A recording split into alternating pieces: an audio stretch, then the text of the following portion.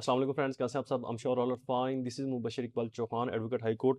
Hurt से related 337 से related एक इंपॉर्टेंट जजमेंट है हमारे पास आज, जहां पर ऑनरेबल कोर्ट ने जो बेल है वो ग्रांट की गई। क्रॉस वर्जन का मामला था ये।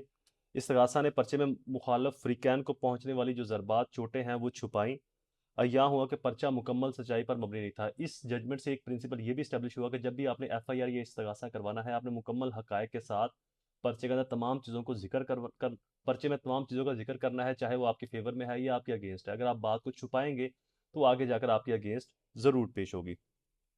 चनाचा ट्रायल कोर्ट ने शहादत कलमबंद करने के बाद ही फैसला करना है, तो इसमें जमानत को मंजूर किया गया। इसमें डिले ऑफ एफआईआर जो है वो 4 दिन का था, और एफआईआर में मुकम्मल तौर के ऊपर जो हकायक है उनको बयान नहीं किया गया, कुछ हकायक को छुपाया गया।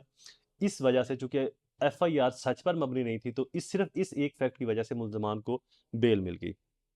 2024 वाईएलआर 363 Lahore high court, honourable Lahore high court की जजमेंट है। असगर वर्सेस स्टेट केस के अंदर इस प्रिंसिपल को इस्टेब्लिश किया गया कि एक एफआईआर में आपने सच बोलना है जब आप भी आपने मामला कोर्ट में लेकर आना है। सेकेंडली, जो डिले है वो बहुत मैटर करता है कंप्लेनेंट की स्टोरी के लिए और अक्यूज को फेवर दिलवाने के लिए। वीडियो इज कंप्लीट, दोबारा हाजिर होऊंगा किसी और इन्फॉर्मेटिव वीडियो के साथ। तब तक मुझे अपनी दुआओं में जरूर याद रखें। अल्लाह ताला आप सबका हामी नासिर हो। वस्सलाम।